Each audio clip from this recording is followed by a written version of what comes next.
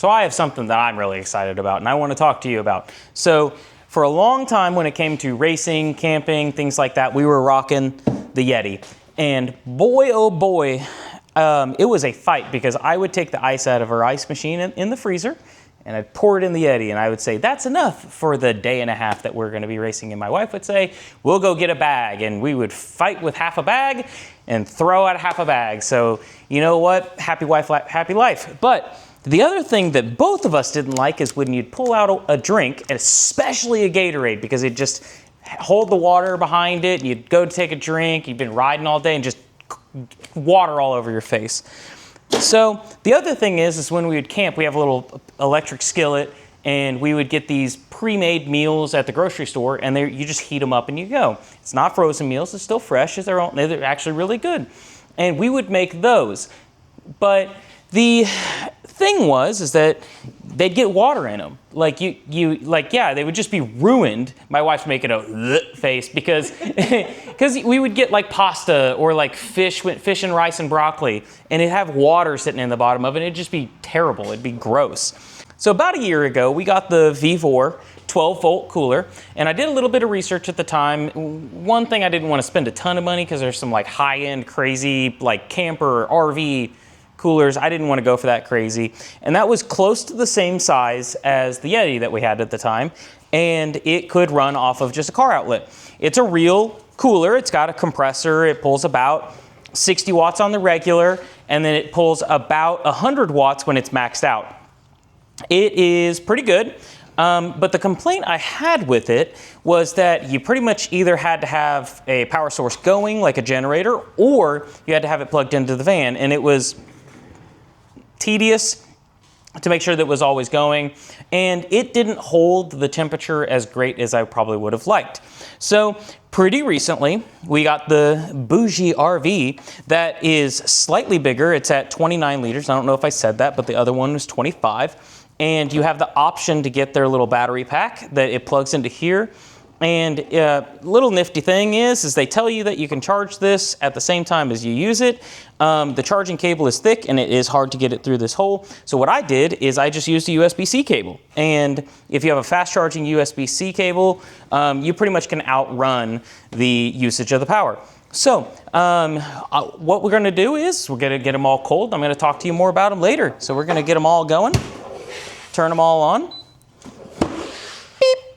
And we'll come back when they're all cold. Wait, what about the Yetis? It'll get cold, right? It does that on its own.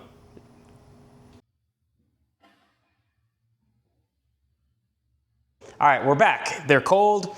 Well, I don't know why, but the Yeti, it never got cold. Like, these are still room temperature, but I wonder why. I don't know. It's almost like you can't plug it into an outlet. So a couple things I've learned. So I set up a camera and, just watching them, seeing how they ran for about a 12-hour period. A couple things. So they both pulled about 100 watts when it was warm. So they started off, they ran in an 80-degree garage, and they both started about 78 degrees, 80 degrees. And something I noticed is they would both pull about 100 watts whenever it was warm, and there was like a high load. And then as they got pulled down, they started pulling about 70 watts, and then they leveled about 60, 65 watts. So something I noticed about the Vevor is that the Vevor doesn't try to keep it at a specific temperature as hard. So what will happen is it was set to 30, it would come down to 30, it'd kick off, and it would creep up to about 34, and then it'd kick on, and then it would just kind of do that. And the BougeRV would get it down to 30, and it would kick on and off. It would try to keep it a tighter temperature. So if it got to 31, it immediately kick on. And then the Yeti never kicked on, so we'll figure that out. That's for diagnosing later. I wonder if it's covered under warranty.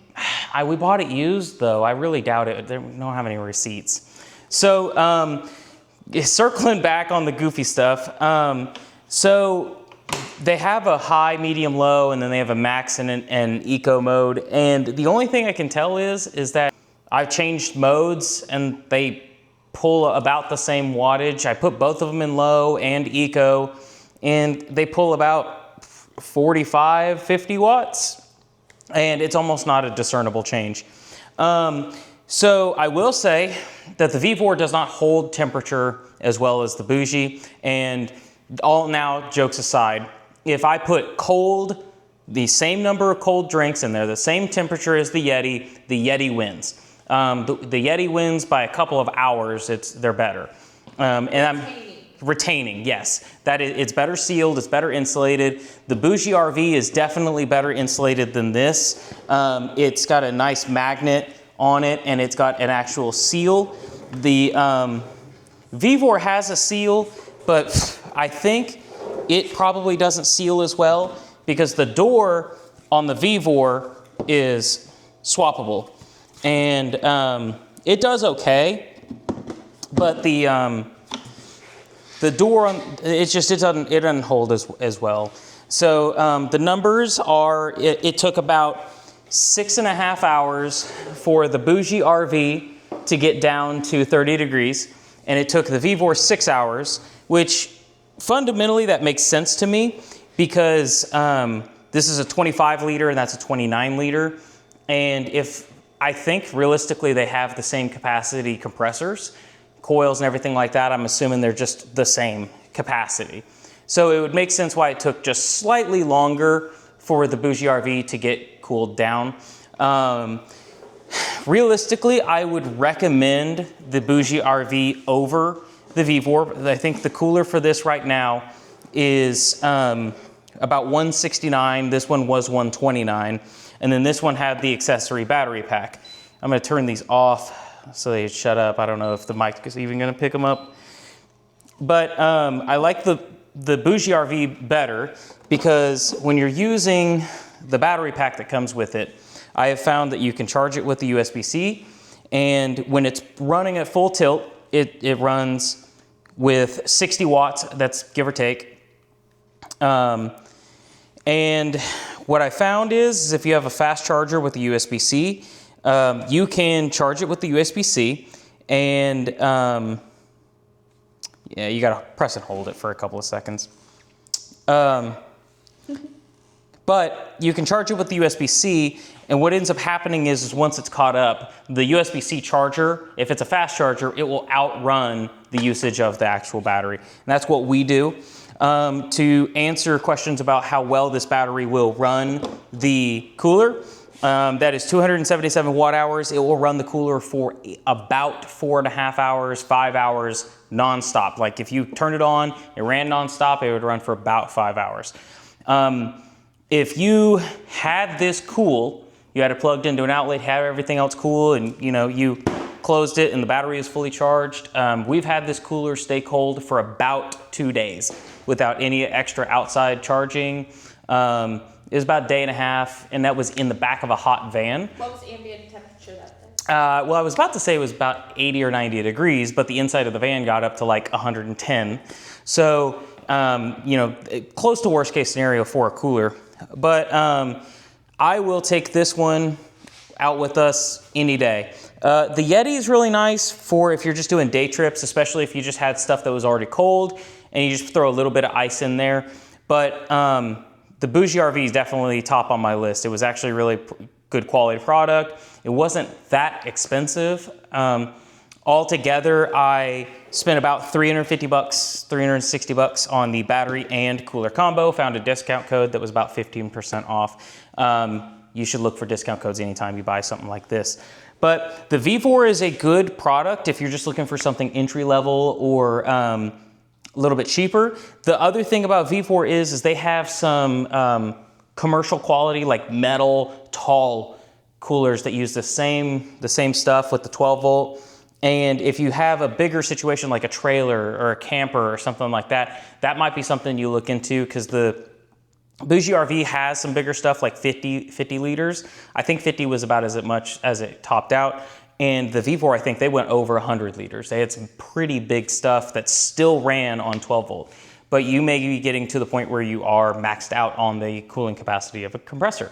So I appreciate you guys. Yeti still, for the long haul, it won, but you should check these out. They're pretty nice if you don't like dealing with ice, if you just like being able to plug it in, even just a car outlet. I mean, if you plugged it into a car outlet whenever you're driving, oh dude, it's nice. You should try it out. Hey, like and subscribe if you like dirt bike content, camping content, motovan content. Check us out. Appreciate you.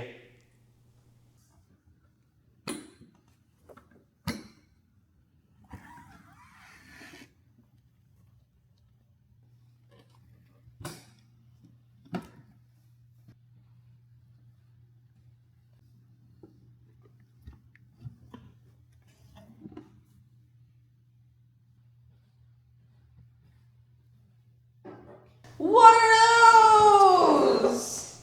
Hey, what's that? That's a Sprite. It was free. Sometimes we actually will go camping.